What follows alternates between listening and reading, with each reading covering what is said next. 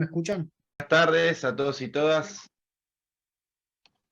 La verdad que es una alegría comenzar formalmente el programa de formación. Estuvieron ahí en Santa Fe el viernes pasado con el lanzamiento que entiendo que salió muy bien y fue un gran inicio. Saludar ahí a Luis Cruz, que lo veo también, compañero también de FESTRAM, y a Carlos Bornia, por supuesto, con quien venimos trabajando esta propuesta hace tiempo, y que la verdad que es muy bueno. Ahí estaba viendo recién en el chat que están compañeros y compañeras de todo el país y también de otros países de la región, así que para nosotros es una gran alegría como observatorio poder compartir y construir con sindicatos y con compañeros y compañeras de todo el país y, y bueno, profundizar en la formación política sobre temas que, como estamos viendo en el contexto actual, la política internacional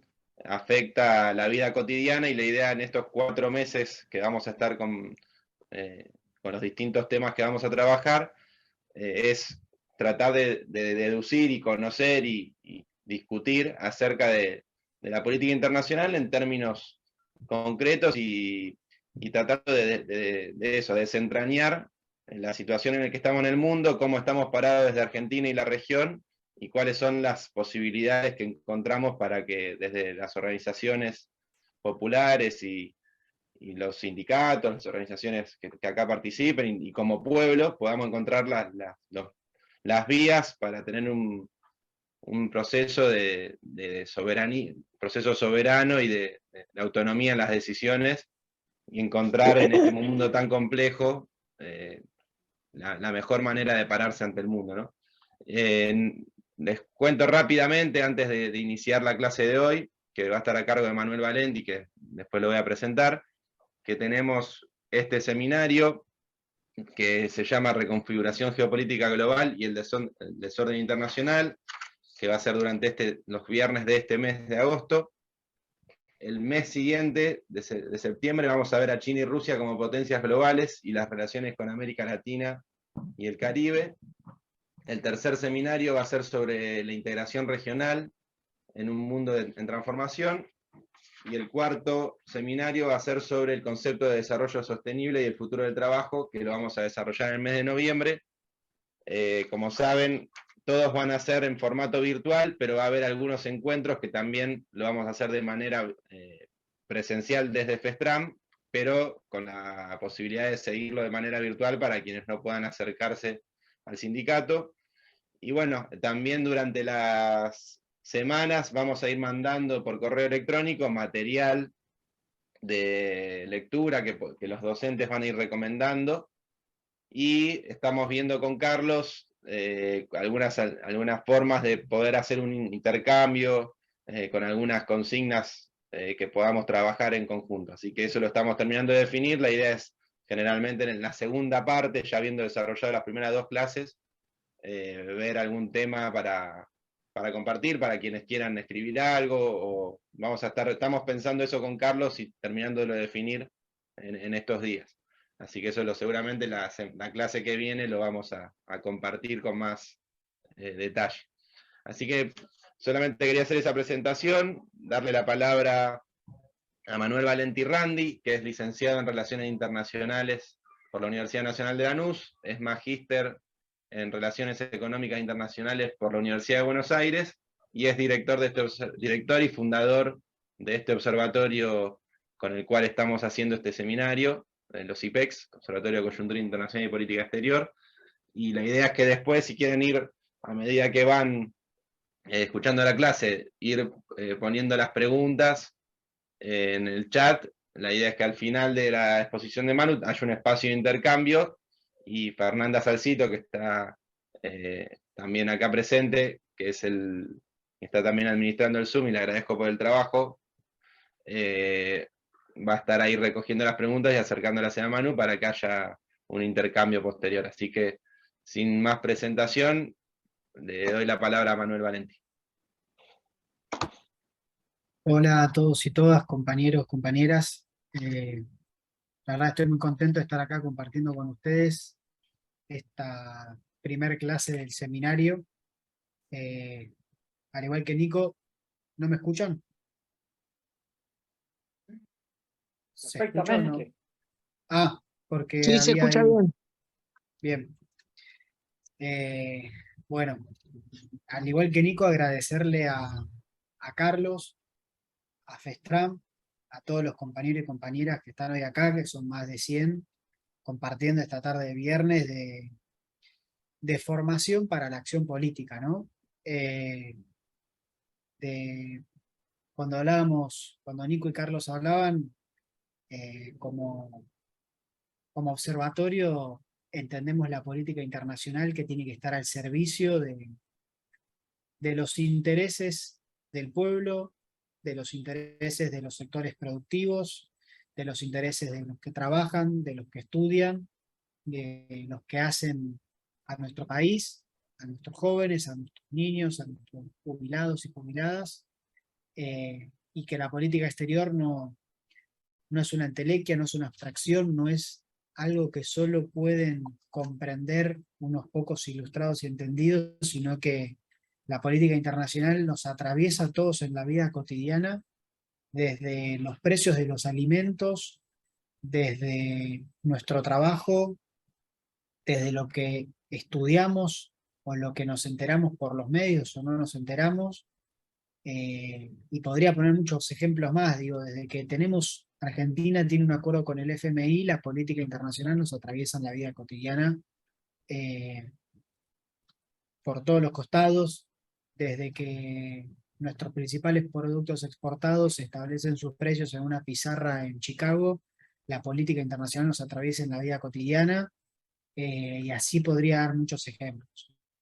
Y cuando pensábamos este primer encuentro, o este primer módulo, eh,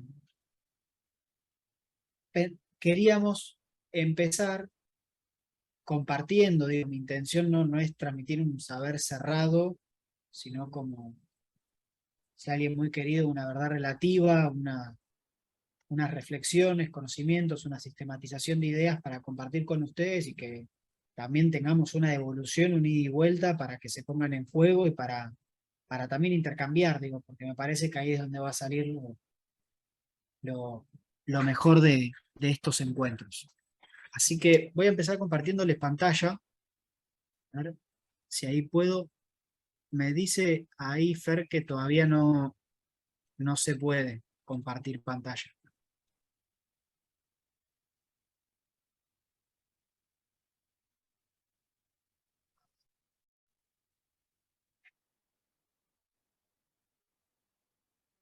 Ahora ahí sí podés, que estás habilitado.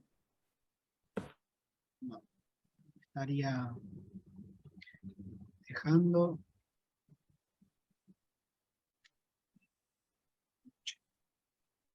Aguárdame en un minutito.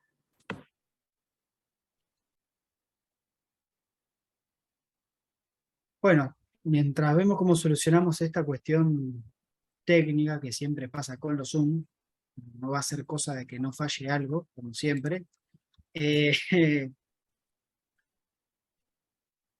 Nosotros pensamos la política internacional como una extensión de la política nacional hacia afuera y como también cómo la política internacional afecta la política doméstica.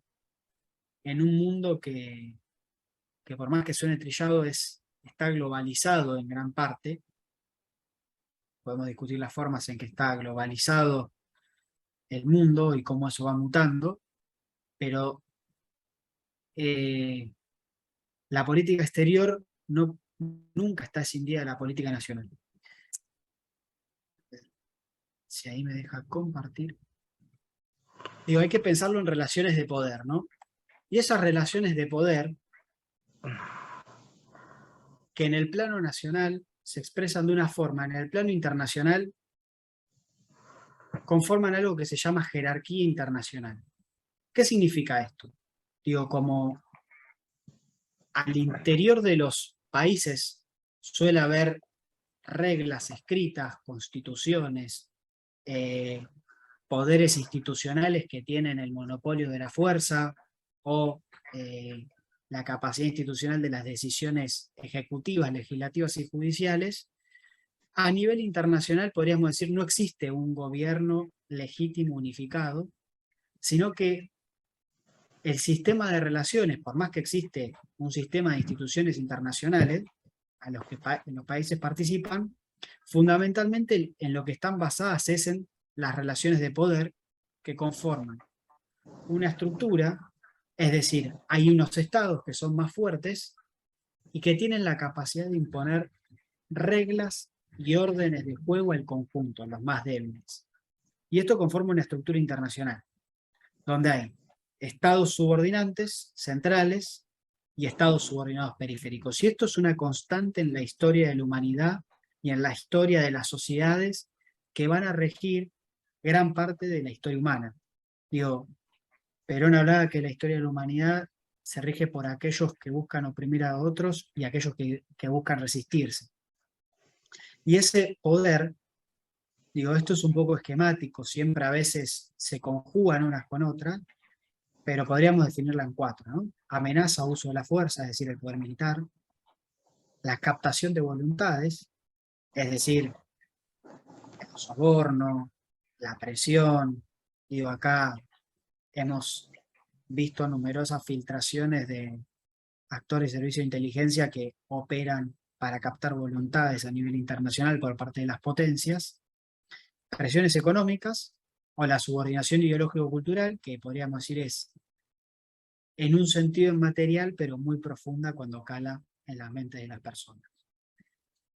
Había un gran teórico estadounidense, uno de los padres de, se llama la disciplina de las relaciones internacionales, que decía que el mayor grado de imperialismo es el imperialismo cultural, que cuando uno logra que el otro crea que tus intereses son los intereses del otro, y actúe en ese sentido. Se lo recomiendo, se llama Hans Morgenthau, es como un libro clásico, pero que tiene elementos muy interesantes para pensar desde los países semiperiféricos, de los sectores populares, la búsqueda de la construcción del poder popular para la liberación. Y en eso me parece que es importantísimo pensarlo desde la geopolítica, digo, porque la política, las relaciones internacionales no se dan en el vacío, en el éter, en el aire, aisladas de todo, sino que son relaciones de poder en espacios y lugares muy concretos y en espacios decisivos. Digo, y ahí es vital entenderlo desde la geopolítica. Digo, que se entiende como la influencia de los factores geográficos, pero no como el mapa geográfico. Manuel, disculpa, me voy a desconectar y me vuelvo a conectar para ver si soy yo o qué. Vos no escuchás. Bueno, dale. En definitiva, piensa como la geografía, pero no como la geografía, el mapa aislado, la montaña ahí en la nada, o la pampa en sí misma, sino la geografía en la vida concreta de los seres humanos habitándola. En la medida que, digo, en esto hablaba siempre un gran pensador uruguayo, Alberto Metol Ferré, que decía que la geografía, los espacios, a medida que son habitados por el hombre, se politizan. Y cuando se politizan, es decir, cuando las personas buscan habitar esos espacios, se configuran relaciones sociales, humanas y en definitiva relaciones de poder. Y la geopolítica es una forma de mirar cómo son las relaciones de fuerzas estructurales que existen, es decir, cómo los factores geográficos, es decir, sus recursos naturales, sus caminos, sus pasos, sus aglomeraciones humanas, su infraestructura, condicionan la política. Y cómo condicionan la vida de los seres humanos y la politizan. Entonces, en definitiva, la política internacional y la perspectiva geopolítica, que es la que vamos a tratar de mirar desde acá, es siempre situada. Es mirada desde una geografía, la Argentina, desde una visión cultural, desde una visión histórica, porque uno puede mirar una foto desde el momento geopolítico que vimos, pero se llega ahí desde una historia que va a determinar el presente y va a pensar el futuro, y políticamente, porque no se piensa igual de acuerdo a los intereses que uno está representando. Es decir, los recursos naturales que tiene nuestro país son pensados de una forma desde el campo nacional popular y quizás desde otra, desde las grandes empresas y corporaciones que se quieren hacer de esos recursos. El valor político, geopolítico y económico va a estar mirado de distinta manera. Por lo tanto, para cerrar con la cuestión geopolítica, lo importante de la geopolítica es pensar en el control de los espacios. Doy un ejemplo claro. Los pasos interoceánicos son enclaves geopolíticos vitales, por los cuales se han librado guerras a lo largo de la humanidad. Y ahí pensemos Malvinas. Una isla para el control estratégico por el estrecho sur del Atlántico Sur hacia el Pacífico. Y siguiendo esta idea, también pensar desde la visión geoeconómica. Es decir, la economía no es solamente asientos contables o, como plantea la teoría liberal, la relación entre oferta y demanda, sino es como en sí mismo la economía es un instrumento de la política y cómo puede servir para promover o defender intereses de actores muy concretos. Es decir, por ejemplo, una sanción económica como la que estamos viendo hoy en Rusia son la expresión de una acción geoeconómica por parte de Estados Unidos y Europa. O como también los instrumentos económicos buscan producir resultados geopolíticos. Por ejemplo, los bloqueos a países como Cuba, Venezuela, buscan generar cambios geopolíticos en los demás países. Si no se va entendiendo, me van preguntando, levantan la mano y aclaran. Y acá les traigo algunos elementos, digo, concretos, prácticos, para pensar los que pueden ser instrumentos geoeconómicos que vamos a ir viendo ahora cómo fue evolucionando la geopolítica a lo largo de la historia. Que en el comercio puede ser, bueno, acuerdos de libre comercio, compras de gobierno, licencias, en lo negativo sanciones, embargos, congelamiento de activos. Digo, pensemos si esto no son todas las cosas que hoy leemos en los diarios, medidas que toman sobre todo los países y las potencias occidentales en contra de los que consideran sus adversarios o enemigos geopolíticos. ¿Y cuáles son las respuestas de esas potencias emergentes con respecto a las potencias dominantes clásicas? Y después de decir estos 3 o 4 elementos conceptuales, yo quería traer para acá, para compartir con ustedes, para que pensemos juntos, para pensar el hoy. Digo, alguien nos enseñó alguna vez que la historia es maestra de la política, ¿no? Y que para entender dónde estamos hoy tenemos que entender de dónde venimos, para pensar dónde estamos y ver hacia dónde vamos. Y actualmente estamos viviendo una época de profundo cambio del orden mundial vigente, ¿no? Donde existían potencias primero europeas y después norteamericanas,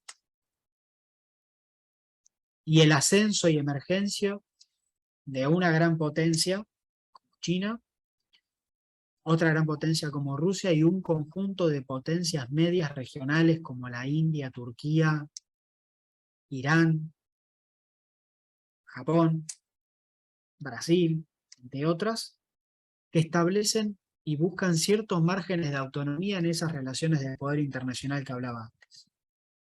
Y esto tiene una historia, digo, porque creo que todos vivimos y fuimos formados culturalmente, en gran parte, desde una óptica desde que siempre Europa y Estados Unidos, posteriormente, fueron lo que se llama el centro del mundo, ¿no? Como si eso fuera un elemento dado y permanente y constante que no podía ponerse en discusión.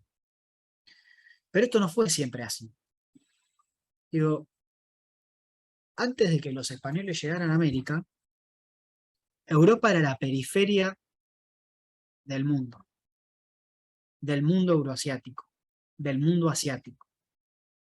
Lo que se llamaba el centro del mundo, o el centro de las relaciones económicas, donde estaban las principales aglomeraciones humanas, las principales economías, se encontraban en China, la India, lo que hoy es el Medio Oriente y el sur de África. Las zonas fértiles, donde la ruta de la seda ya existía ya por el siglo I o II después de Cristo, donde los romanos, gran parte de su política de expansión hacia el este era la búsqueda de llegar a los mercados de la India y de China. Por más que era una gran potencia en sí misma, donde hasta la llegada de los españoles a América, la gran disputa entre todas esas civilizaciones que existían en la región euroasiática africana era por el control del Mediterráneo. Pero el control del Mediterráneo era la capacidad del acceso a las rutas comerciales que iban hacia el este. Si uno piensa en la llegada de los españoles a América desde el punto de vista geopolítico, para no entrar en la visión enciclopedista que por ahí muchas veces vemos en la escuela, es la búsqueda de una Europa que venía de la debacle y en la reconstrucción, en el intento de sortear al Imperio Otomano, que era el que gobernaba el comercio del Mediterráneo, para llegar hacia la India y la China, porque no podía vencerla ni en lo financiero ni en lo militar. Acá tengo un mapita para compartirles. Como ven, dominaba todo lo que hoy es Siria, el Líbano, Egipto, Argelia, Turquía, Grecia, y en el norte estaba todo lo que era la construcción del imperio eslavo, de lo que hoy es Rusia, por lo que su capacidad de llegar hacia el este estaba totalmente mediada y limitada por estas potencias que poco nos hablaron en nuestra historia, pero que tenían una influencia total en la vida y en la economía de toda esa región. Acá un pequeño mapa de las rutas comerciales que les hablaba recién, que si uno las mira, todas aquellas iban hacia el mundo eslavo y el mundo otomano, que controlaban las rutas hacia el este. ¿Y qué es lo que sucede, digo? ¿Qué es lo que pasa? Sucede un cisma geopolítico, un cambio fundamental en lo que era hasta ese momento la configuración de las relaciones de poder y la geopolítica del mundo euroasiático. No toco el mundo americano porque en sí mismo era una gran isla, más allá de que habían llegado expediciones y distintas incursiones que ya se conocen hoy históricamente, pero no había una vinculación económica, política constante, al menos que se conozca hasta ahora. Por lo tanto, en ese momento, digo que vuelvo un poquito atrás, donde Europa era la península de Eurasia y la periferia del mundo mediterráneo y euroasiático, con ciertos desarrollos científico-tecnológicos y con,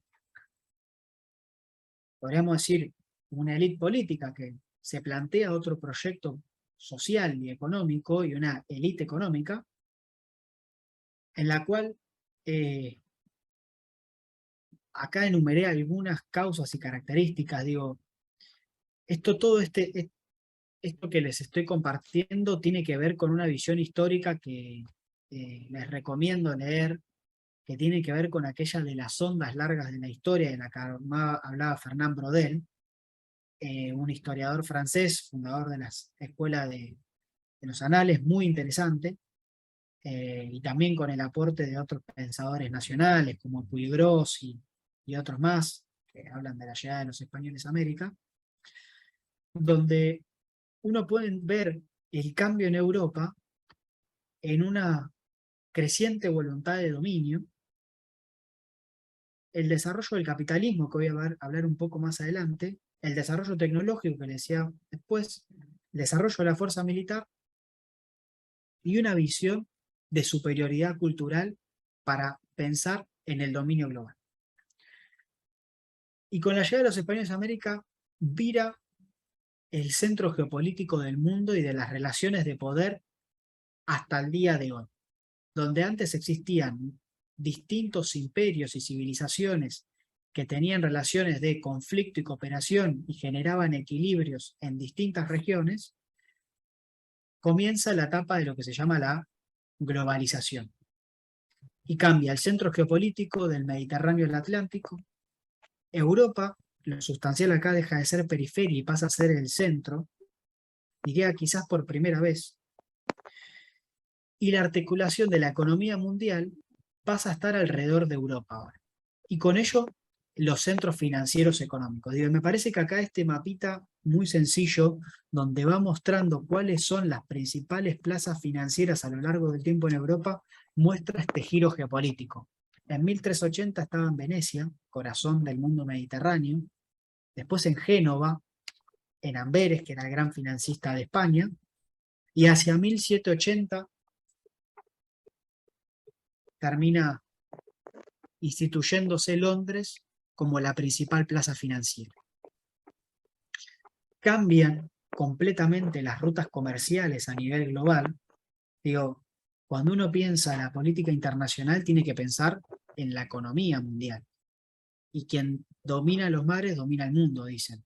Porque desde hace más de 1000 años, el 90% de la economía y del intercambio comercial entre los países pasa por los mares.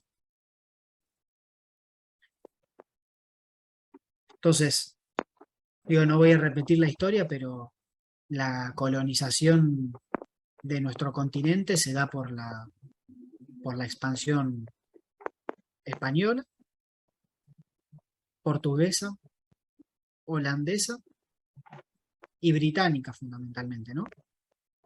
Donde de ahí podríamos decir surge lo que los marxistas llaman gran parte de la acumulación originaria que permite el desarrollo del capitalismo en Europa. Y no solo ese capitalismo surge en el siglo XVIII gracias a la explotación del oro y la plata del Potosí, sino también a la explotación de miles de hombres y mujeres negros y negras que eran la mano de obra esclava, al igual que millones de pueblos originarios en nuestro continente, que eran llevados desde el África. Y con ello, surge un empoderamiento sustancial y se empodera desde lo geoeconómico y lo geopolítico Europa. Acá traigo un pequeño mapita que por ahí lo muestra es una estimación, ¿no? Esto es muy difícil medirlo con total exactitud, pero miren que esto arranca en 1790. Si uno fuera hacia atrás y pensar hacia el 1500, la representatividad de Europa en la economía global no debería pasar el 15%. Porque el centro de la economía mundial, como les decía al principio, pasaba por China, India y Eurasia.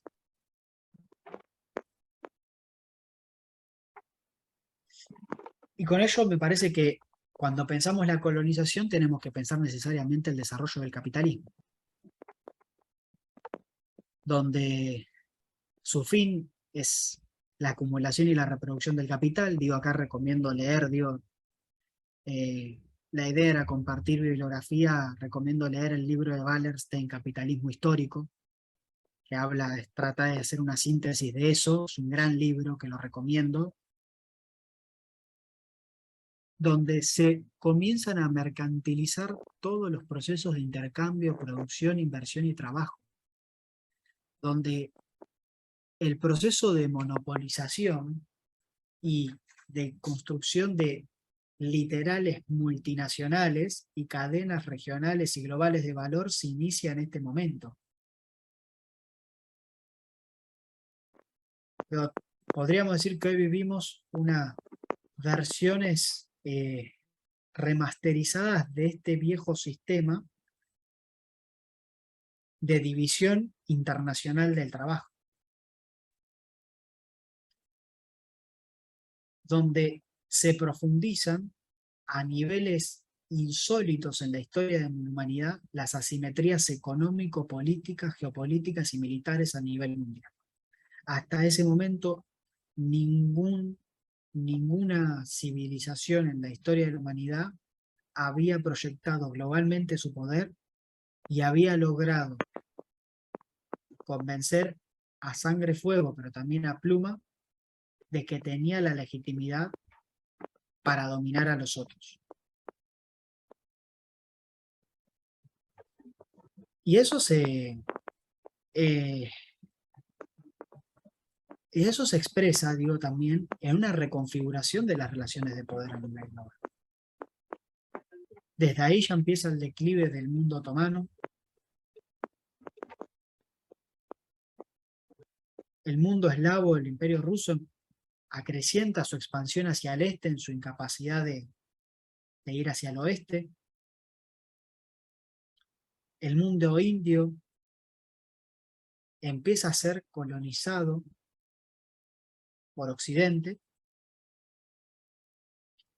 y también China.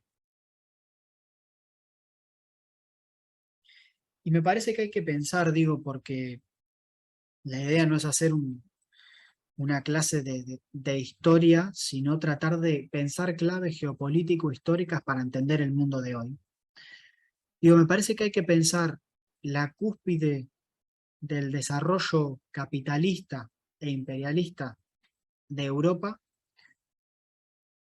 en Inglaterra, que es el primer Estado-nación industrial. Digo, hay un docente que tiene un libro muy interesante que se llama Marcelo Gullo, que se llama La insubordinación fundante, que desde lo teórico tiene elementos interesantes para pensar la política internacional, donde él habla de que todos aquellos países que fueron potencia tuvieron una insubordinación fundante. ¿Qué significa esto?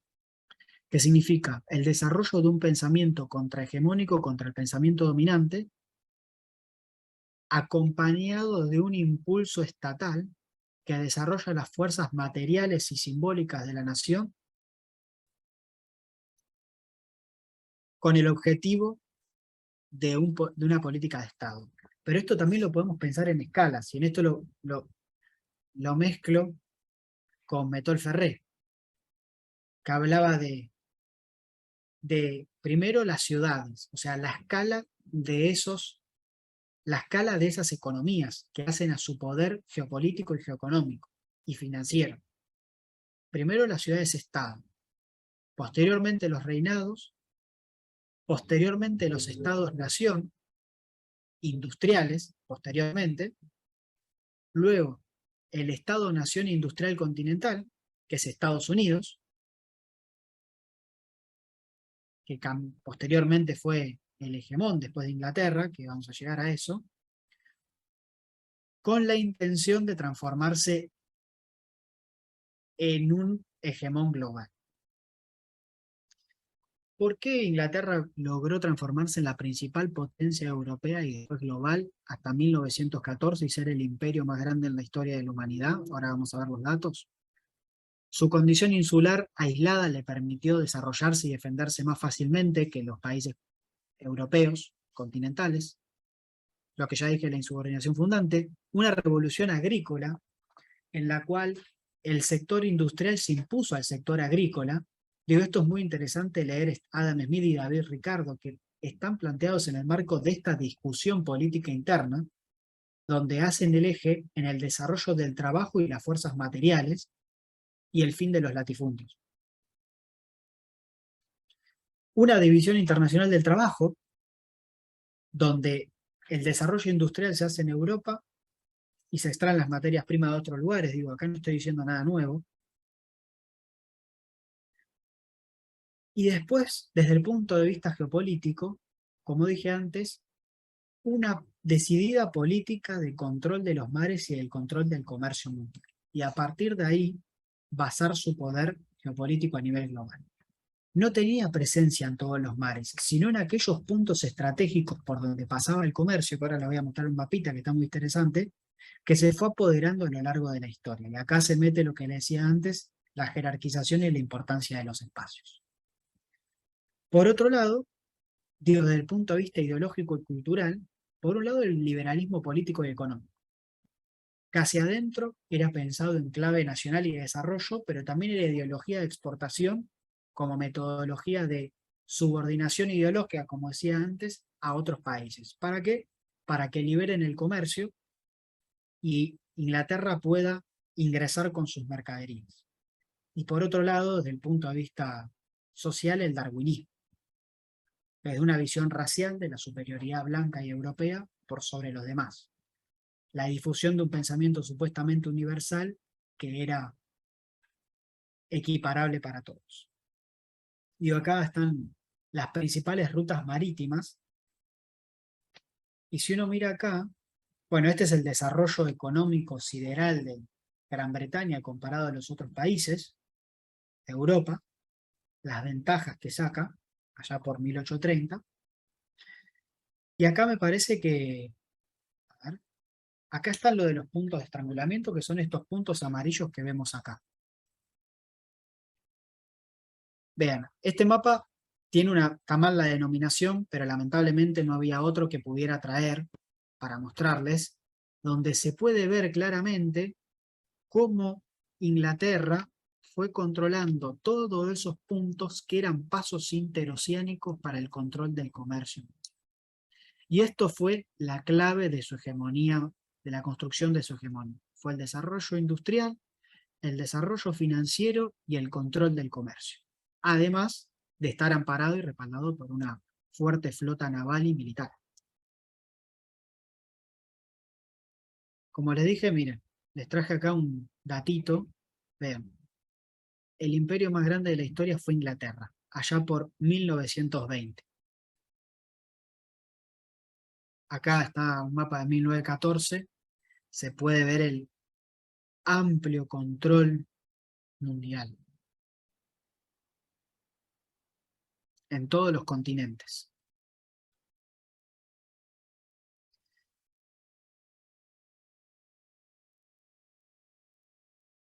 Acá les muestro otro mapa que me parece que grafica bien. Digo, Gran Bretaña ocupó Egipto y construyó el canal de Suez para acortar sideralmente el comercio con lo que llamaba la joya de la corona, que era el comercio con las Indias. Cuando a veces uno piensa dónde se basaba gran parte del poder colonial inglés, era en el control del comercio con las Indias y con China.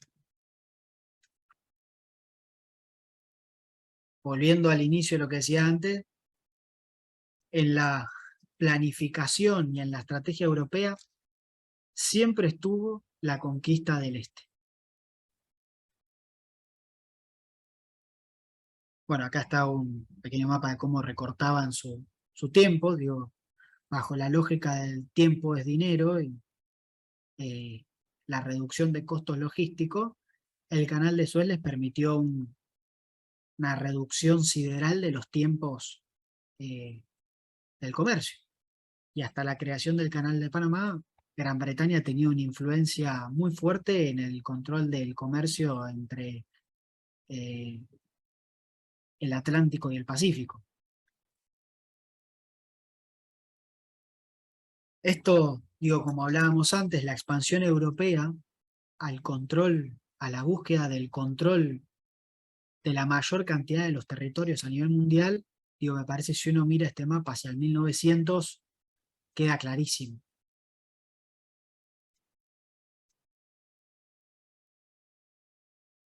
Y eso después empieza a entrar en crisis, ¿no? Digo,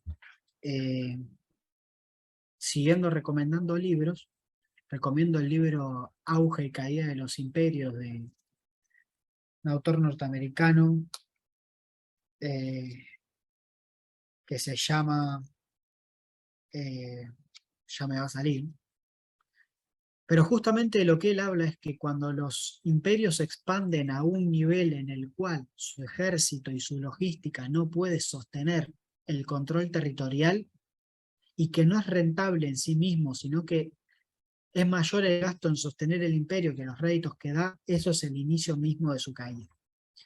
Y eso fue lo que le pasó a...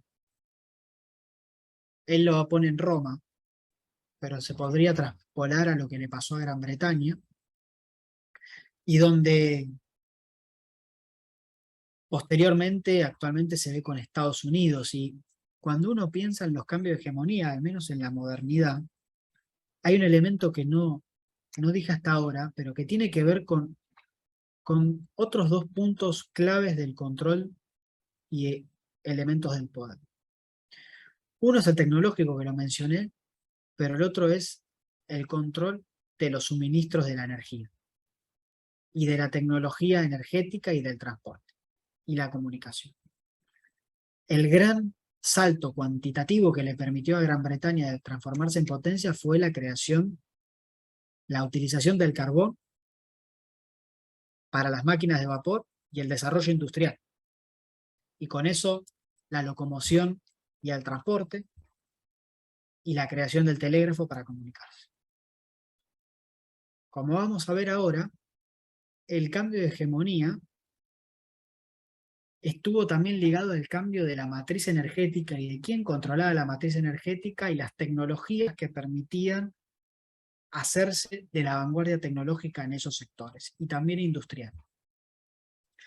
No voy a entrar en el detalle de la Primera y Segunda Guerra Mundial, pero básicamente son el ciclo de transición de la hegemonía británica, que entra en declive, y posteriormente la emergencia de Estados Unidos como un Estado-nación continental bioceánico. Porque si uno piensa en Estados Unidos,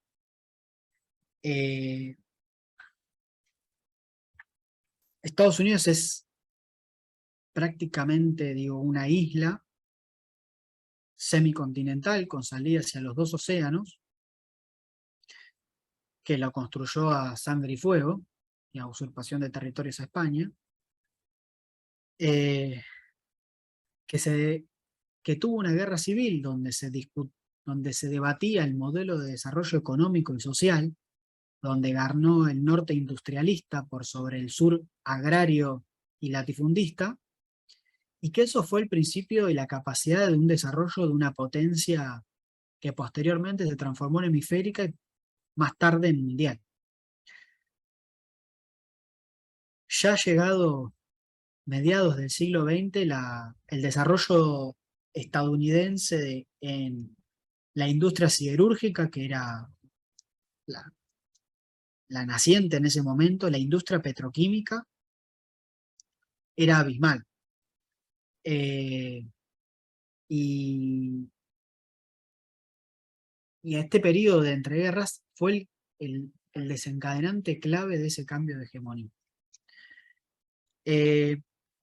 Y acá algunos datos característicos, ¿no? Declive de la hegemonía británica, como dije, cambio en el equilibrio de poder, donde el centro de las potencias deja de estar en Europa, y ahora vamos a hablar un poco de la Guerra Fría, y se va hacia la región americana del norte y la región euroasiática, porque la Unión Soviética también era un Estado-nación continental industrial,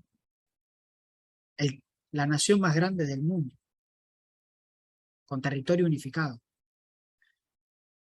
Donde, a ver si tengo acá para mostrarles, acá lo que les decía, ¿no?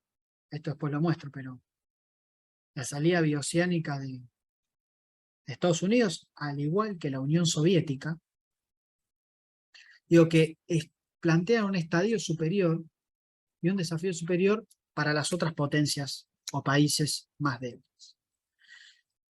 Donde a la salida de la Guerra Fría se configura el mundo que hoy vemos en total crisis. Una Guerra Fría que estaba fundamentada en la tensión fundamental entre dos, podríamos decir, ordenamientos sociales, políticos, económicos y ideológicos.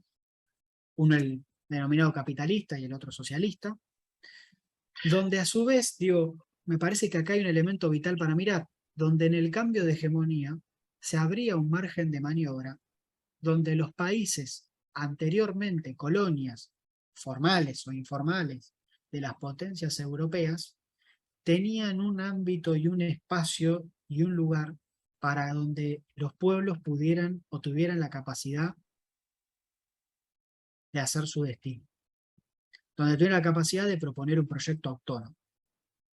Digo, porque a veces se habla de que el periodo de la hegemonía estadounidense y en su disputa con la Unión Soviética solo existían dos polos de poder, pero como decía Juan Domingo Perón, había una tercera posición. Una tercera posición de todos aquellos países que no tenían una vocación imperialista, sino que proponían proyectos de nación, nacionalistas pero defensivos. Donde, bueno, en este mundo, donde Estados Unidos se consagra como principal potencia global, se crean el FMI, el GATT, el Banco Mundial y la ONU. Digo, y cuando pensamos en instituciones internacionales, podríamos decir acá, verdaderamente se crean instituciones de alcance global. Como toda institución, son la expresión de las relaciones de poder en un momento histórico determinado. Donde el FMI, Estados Unidos tenía el veto. Donde los países que lo seguían en posición accionaria eran Gran Bretaña, Francia, China, ¿no? El GATT, que era, bueno, la Asociación de Comercio de los Países llamados desarrollados, donde se crea el Banco Mundial, que principalmente se crea en principio para financiar la reconstrucción de Europa, donde se crea la ONU como mecanismo de institucionalización y de jerarquización también de quienes habían sido los ganadores de la guerra, ¿no? Se crea un Consejo de Seguridad donde había 5 países que tenían veto por sobre los demás. La integración de la economía mundial ya no alrededor de Europa, sino alrededor de Estados Unidos, la dolarización de la economía mundial, una profundización de la transnacionalización y financiarización, y un aumento de la explotación y lucha por los recursos naturales. Y una división del mundo, como decían, 2 grandes polos de poder y la búsqueda de algunos países de establecer alineamientos autónomos.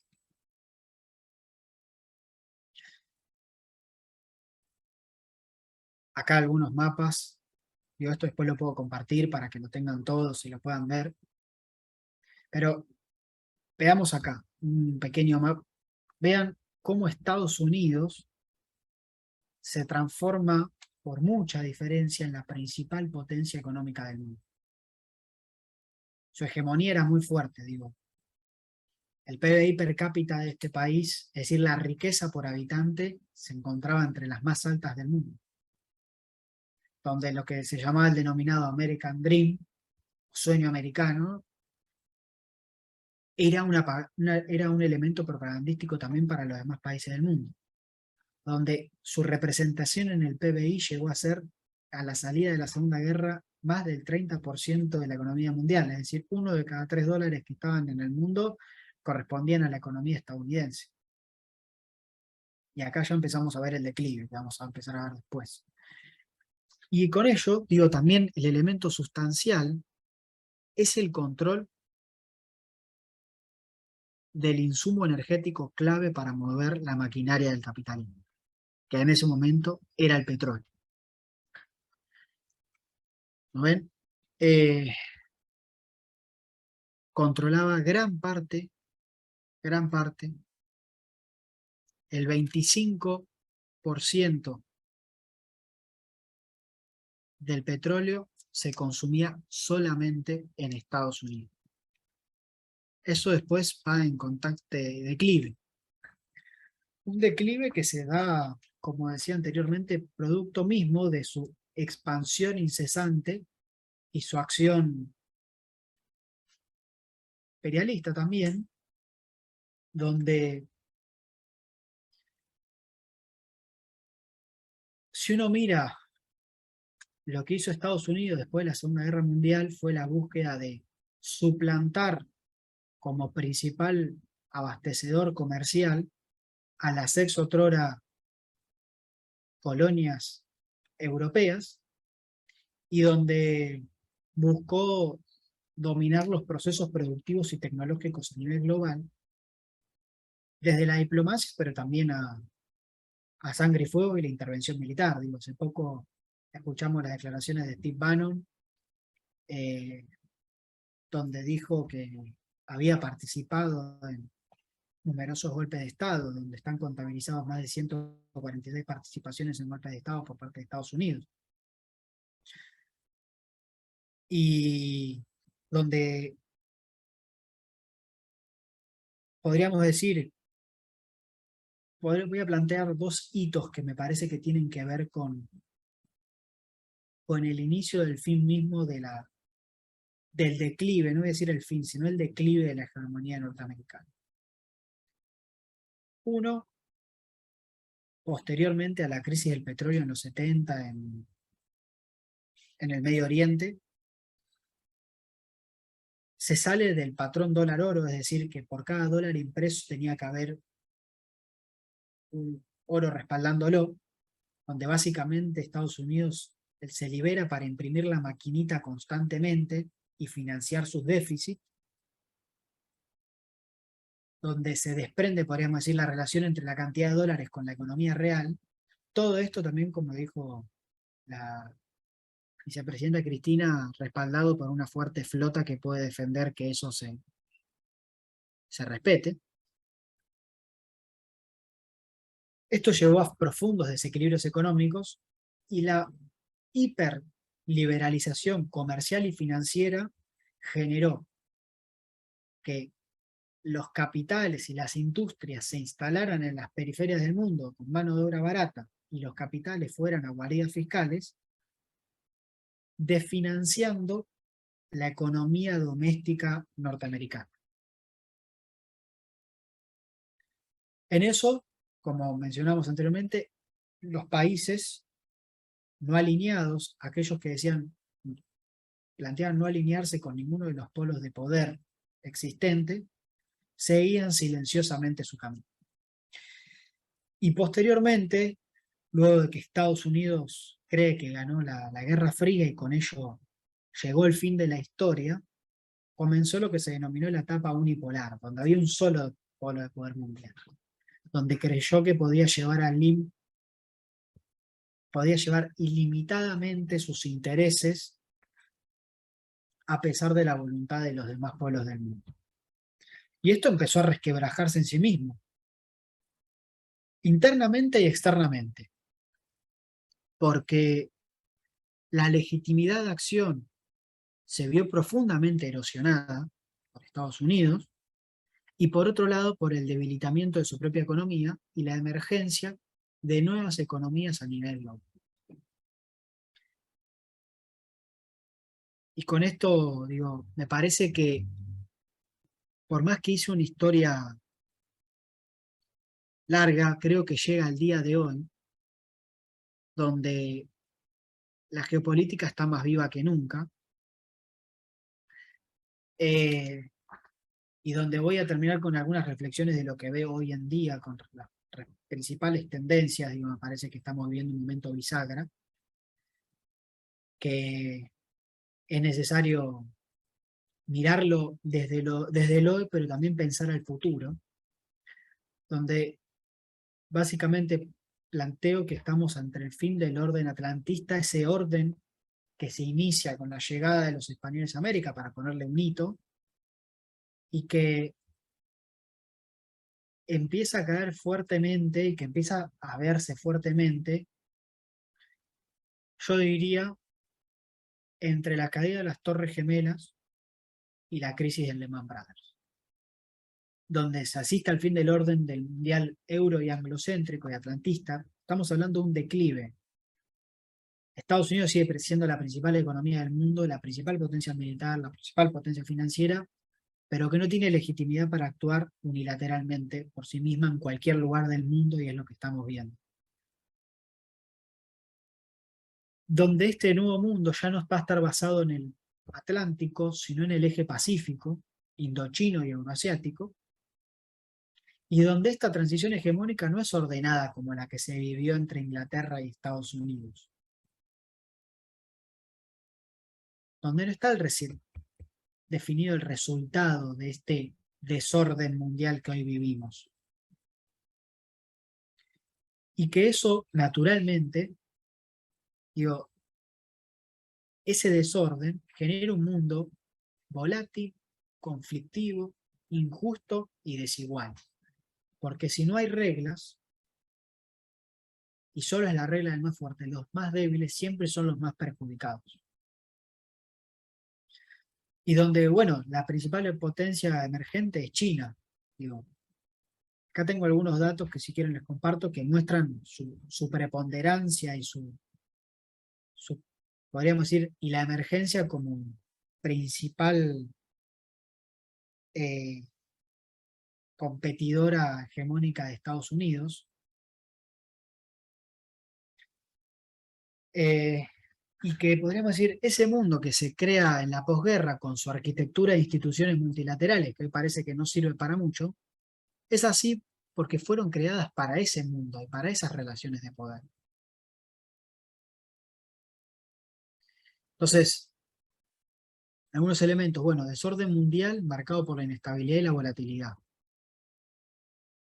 Aumento de los 3 planos de la desigualdad, digo, porque en la posguerra es el auge del llamado estado de bienestar, donde básicamente, tanto por la amenaza soviética o por la capacidad organizativa de los trabajadores y de los pueblos de reclamar y hacer valer sus derechos, vivíamos en un mundo donde el capital no podía hacer lo que quería y estaba sometido de alguna manera o limitado a ciertas reglas de juego que cada vez se fueron erosionando, generando una debilidad cada vez mayor del Estado respecto al capital, una debilidad de los pueblos respecto al capital y una asimetría cada vez más grande entre Estados. Digo, para esto recomiendo leer a Piketty y por otro lado a Milanovic, si no me equivoco, que hablan de este tema, de las desigualdades entre capital y Estado, la desigualdad entre Estados y la desigualdad entre capital y comunidad. Como les decía, del declive relativo a Estados Unidos y ascenso de China. Y el centro de la geopolítica mundial pasa por la disputa entre China y Estados Unidos, y con ello el mundo euroasiático, y por eso la importancia de Rusia. Una disputa geopolítica, geoeconómica y tecnológica entre estas potencias. El declive relativo de Estados Unidos implica que potencias regionales como la Unión Europea, que se encuentran en una crisis profunda interna, en este momento se encuentran alineadas a la política norteamericana, pero también surgen potencias regionales que buscan autonomía, como India, Turquía o ciertos países del Asia. Y donde se caen las máscaras ideológicas que fundamentaban el colonialismo y los órdenes mundiales imperialistas de la posguerra, para basarse en intereses nacionales. Con ello la crisis del multilateralismo, porque les decía antes, porque estas instituciones no responden a las relaciones de poder existentes en este momento, y que no permiten brindar soluciones ni consensos políticos e ideológicos. Yo, con esto cierro. El conflicto que hoy vivimos en Ucrania acelera esos tiempos históricos de lo que hablaba hasta ahora del cambio de hegemonía mundial. Digo, la idea de esta charla no es hablar de eso. Y el cambio de transición y aumento del desorden mundial. En un mundo que todavía no es cierto hacia dónde va a ir. Digo, es necesario rediscutir reglas de juego comunes para todos. Es necesario reconstruir un mundo basado en la paz, no en la guerra, es necesario buscar construir un mundo que no esté basado en el sometimiento, sino en la autodeterminación de los pueblos. Creo que el conflicto en Ucrania está localizado geográficamente, pero es la expresión de una tensión geopolítica mundial. Digo, porque uno ve lo que está sucediendo hoy en Taiwán, donde fue, después de 25 años, la representante de más alto nivel a una isla que es parte del territorio chino, que se encuentran en un conflicto, donde China arroja misiles y hace ejercicios militares por la zona. Digo, hoy en día las potencias hegemónicas a este momento lo único que hacen es tensionar más la situación para llevar al conflicto. Entonces, es necesario que desde las periferias del mundo reconstruyamos una visión autónoma y soberana para no quedar presos de alineamientos automáticos ni dependientes de ninguna de las potencias, basado en los intereses geopolíticos y geoeconómicos de nuestro país y conociendo bien nuestras relaciones de poder existentes. Con esto cierro. Perón siempre decía que uno puede hacer dos políticas, o la de la fuerza o la de la inteligencia. Algunos hacen solo la de la fuerza. La ideal es la de la fuerza y la de la inteligencia. Pero aquellos países que somos débiles tenemos que tener la capacidad de hacer la política de la inteligencia y ahí va a estar nuestra fortaleza. Así que bueno, gracias compañeros, compañeras y quedo a disposición para preguntas.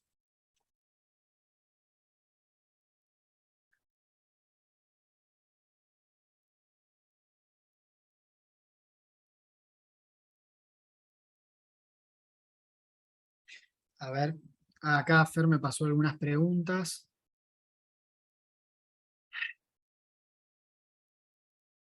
Bueno. Bien. Leo la pregunta de...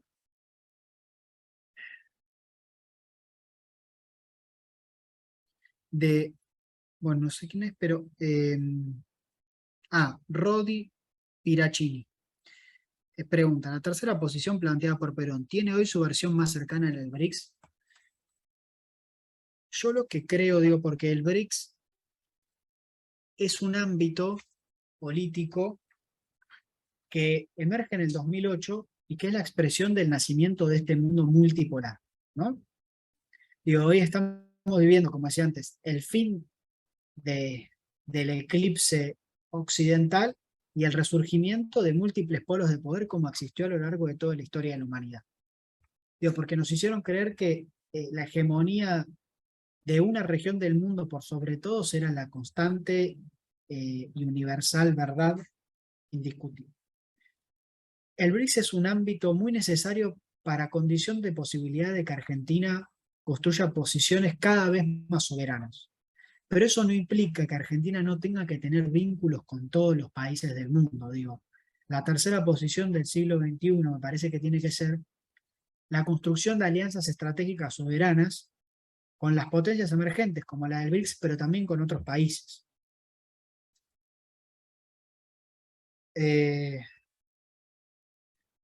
Después, bueno, me preguntan por acá, ¿podemos pensar en convertirnos en ser autónomos sin importar ese orden mundial? Bueno, vivimos objetivamente en un mundo que está globalizado, o sea, la desconexión en sí misma no sé si es posible ni deseada, porque creo que si uno piensa por la positiva, también no solo por la negativa, no es una visión agresiva del mundo hacia uno, también existen condiciones de posibilidad de generación de mayores niveles de desarrollo y de felicidad para el pueblo, para ponerlo en estos términos. Digo, Perón hablaba del ABC y de la integración regional, que son condiciones necesarias. Digo, la alianza estratégica Argentina-Brasil y las elecciones en Brasil son vitales para pensar la reconstitución de un polo de poder que permita mayores niveles de soberanía, y ahí la política internacional y la integración son vitales. Digo, porque para nuestro desarrollo industrial, nuestra generación de empleo, también tener países con quienes comerciar y vender es vital.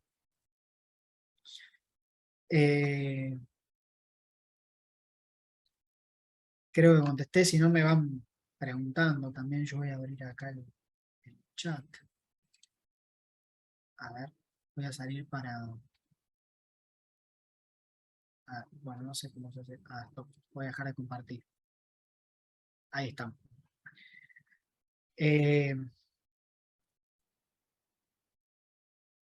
Bueno, los conflictos de Ucrania y Taiwán no empujan a la construcción del bilateralismo. JC, si quiere aclarar, que capaz no termino de entender bien la pregunta. O a qué se refiere con eso. A ver.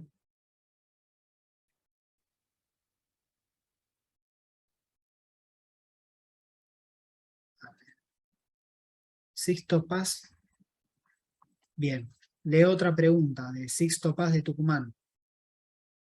Con nuestra realidad actual en Argentina veo que hemos quedado alineados con Estados Unidos a rajatabla. ¿Cómo sería el camino hacia la recuperación del camino al multilateralismo?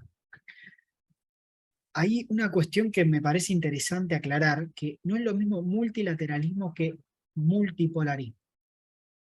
El multilateralismo es reunirse con... son los ámbitos de relacionamiento con muchos países. El multipolarismo es las relaciones de poder entre esos países del mundo y cómo Argentina, en ese mundo multipolar, construye las alternativas soberanas para la integración al mundo. Donde plantea también la modificación, digo, que es lo que decía antes, de nuevas arquitecturas y nuevos mecanismos financieros, económicos, institucionales, donde verdaderamente haya representación y participación, digo. Porque si vivimos en un mundo donde no se pueden establecer reglas básicas para la renegociación de las deudas, el mundo va a ser muy difícil. Si donde no se pone un límite a las acciones coloniales y se pone fin al colonialismo como el que tenemos en Malvinas, va a ser un mundo que va a seguir siendo injusto. Digo, donde si tenemos, digo, hay un mecanismo multilateral que me parece que hay que fortalecer profundamente, es el Mercosur, donde ahí tenemos infinitas oportunidades de pensar cómo integramos a los pueblos de nuestra región, donde pensamos alianzas conjuntas estratégicas con los otros polos de poder. Digo, Argentina, Brasil y el Mercosur se tienen que pensar en conjunto en su relación hacia China. Tienen que pensar cómo la van a hacer. Cómo van a relacionarse hacia Rusia. Pero también hacia Estados Unidos. Digo, uno puede hacer de todo con la realidad, menos enojarse. Eso no implica hacer realismo claudicante, es decir, eso no implica resignarse a lo que existe, sino conocer la realidad en la que uno trabaja y cómo se maneja con ello. Pero si uno mira las relaciones de Perón, de Néstor, de Cristina con Estados Unidos, existieron, pero partieron siempre desde una posición soberana. Yo creo que hoy en día el acuerdo con el FMI pone fuertes condicionantes estructurales para una posición soberana de política exterior, pero eso no implica que no haya que buscar, que no haya margen, digo. Si algo enseña la política es que siempre deja margen para la acción, siempre deja margen para la construcción. Yo creo que no es necesario resignarse a que tenemos un acuerdo con el FMI, que no se puede plantear una posición soberana de relacionamiento con una institución que es el gendarme de los intereses financieros de Estados Unidos y geopolíticos. Digo, lisa y llanamente, digo, ya lo dijeron sus representantes, no estamos hablando de una teoría de la conspiración acá. Digo, partiendo de esa realidad, partiendo de la situación económica interna en la que estamos, hay que plantear una política exterior verdaderamente soberana.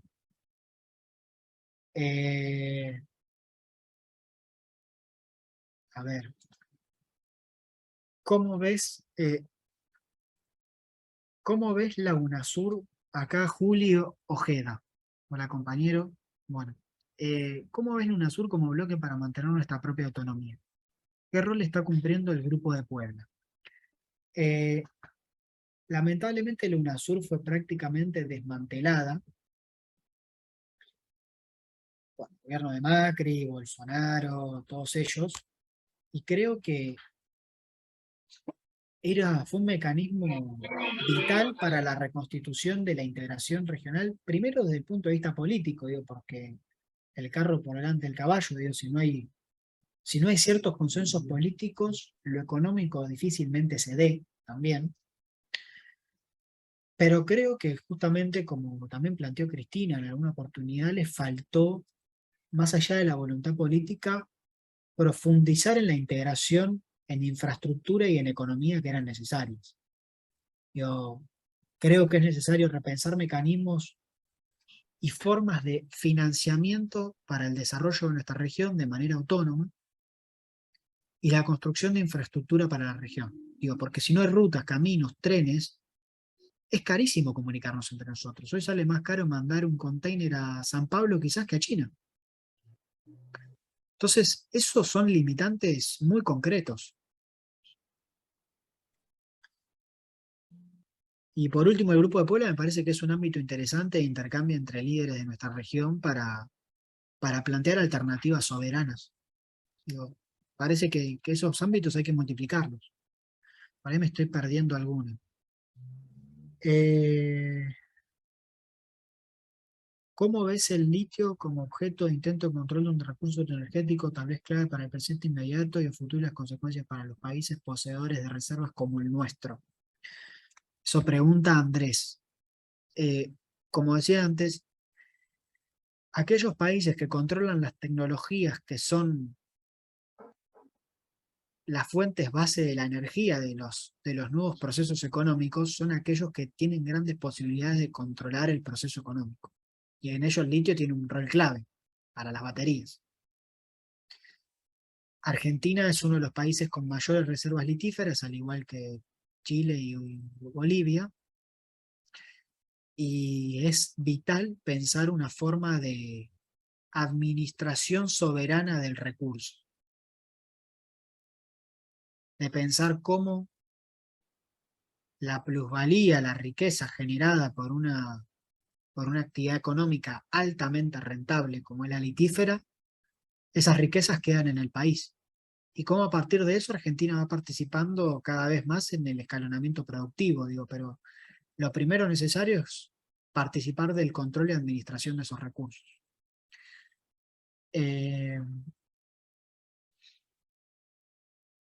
A ver, voy a leer otra pregunta. Bueno, hay mucho mensaje. A ver si existe desorden mundial, eso significa que estamos en un panorama donde va a surgir otro nuevo orden mundial. Y claramente apunta que China y aliados serán estos próximos. La pregunta es, los que sean súbditos a ese nuevo orden, ¿tendrán una transformación con los mismos dispositivos del imperio de turno? Me encanta esta pregunta porque, bueno, uno siempre, hay cosas que no dice, Hernán, que saltea, pero la hegemonía no siempre se expresa de la misma forma, digo, es como, las cosas no son tan binarias. Hay muchos grises y modalidades dentro de lo que puede ser la hegemonía, digo. Existen hegemonías imperiales, hegemonías culturales, hegemonías económicas y hegemonías políticas. Y China hasta ahora no plantea una metodología de hegemonía imperial, ni una imposición de sistema de valores y ordenamientos políticos internos, sino que tiene una potencia económica y una supremacía tecnológica por sobre los demás que por sí mismo lo hace ser más fuerte en las mesas de negociaciones. Pero digo, uno si escucha a compañeros y compañeras que tienen responsabilidades a la hora de la toma de decisiones, en la medida que uno tenga los intereses claros como país y se plantee una posición soberana, eso China siempre lo respeta. Digo, creo que hay que mirar el acuerdo de asociación estratégica integral que firmamos en el gobierno de Cristina Kirchner, que incluía fundamentalmente mecanismos de financiamiento para el desarrollo de nuestro país y el autoabastecimiento energético.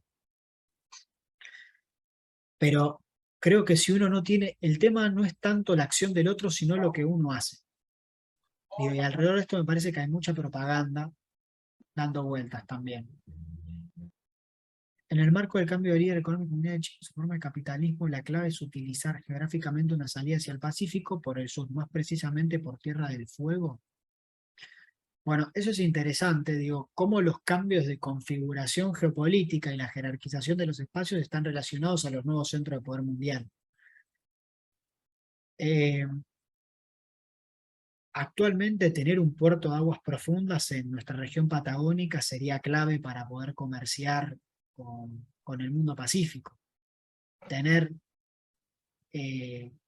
también corredores bioceánicos para poder sacar nuestras mercaderías por el Pacífico y ahorrar costos logísticos. Digo, esos elementos me parece que son puntos estratégicos de discusión de política. A ver, alguna pregunta más.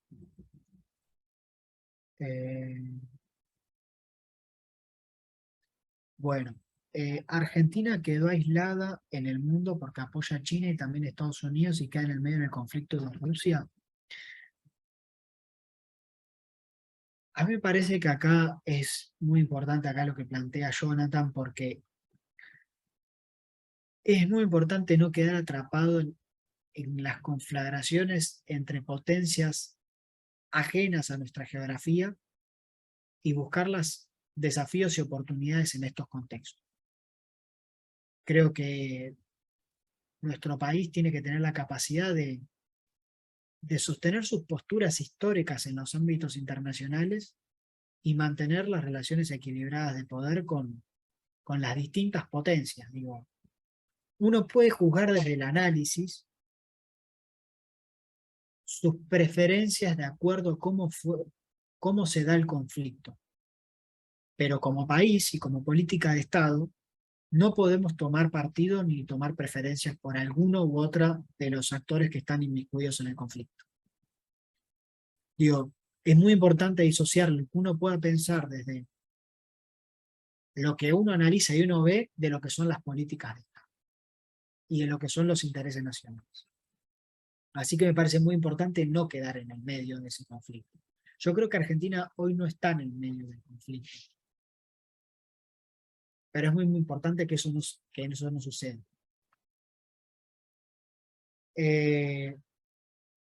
No, yo creo que en esta última pregunta que hace Jonathan, Argentina no debe alinearse con uno de los bandos. Digo, hoy la guerra está focalizada en Ucrania, pero es un conflicto mundial que tiene que ver con esta disputa hegemónica. Y ahí me parece que es muy importante la política histórica de autonomía argentina, de no participación en los conflictos internacionales, por el respeto del derecho internacional, y que siempre ha bregado por la paz. Argentina es ejemplo en derechos humanos en su historia, por lo que le pasó internamente. Creo que tampoco tiene que entrar en el juego de la utilización de los derechos humanos como mecanismo político para la intromisión en terceros países.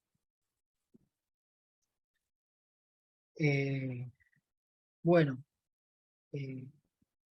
espero haber contestado las preguntas. Ahí vi varias veces que me plantearon lo de mandar la bibliografía y demás. Sí, voy a mandar las diapositivas y todo. Así que, bueno, no sé, por ahí si quieren, quedan unos minutitos, si quieren hacer alguna pregunta, si por ahí algo no quedó claro, algo más que me quieran preguntar. La verdad que estoy muy contento de estar acá compartiendo con todos ustedes este encuentro, compañeros y compañeras trabajadores, que nos sentemos acá a pensar todos conjuntamente un pensamiento soberano, crítico, nacional, popular, de cómo se piensa Argentina insertarse en el mundo y cómo también construimos nuestros propios andamiajes teóricos, conceptuales y culturales para no pensar desde la matriz del pensamiento que nos quieren imponer otros, porque eso es clave.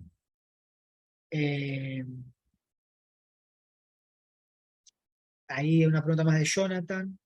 ¿Cómo andás con el tema de dolarizar el mundo, que el único billete sea el dólar? No, es que justamente estamos asistiendo al fin de la hegemonía del dólar. Esta guerra, ¿qué generó? Que muchos países empiecen a comerciar entre sí con otras monedas.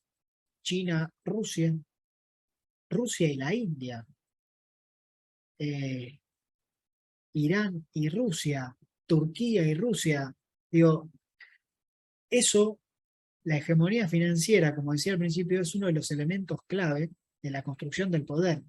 Y quien también tiene la moneda más diversificada y más usada a nivel global también es un elemento de poder. Y hoy estamos asistiendo a un declive de la hegemonía del dólar también. Así que bueno, también no quiero decir cosas del futuro que no sé qué van a pasar porque también hay cuestiones que son inciertas. Digo, me parece que solo traer certezas acá sería mentirles.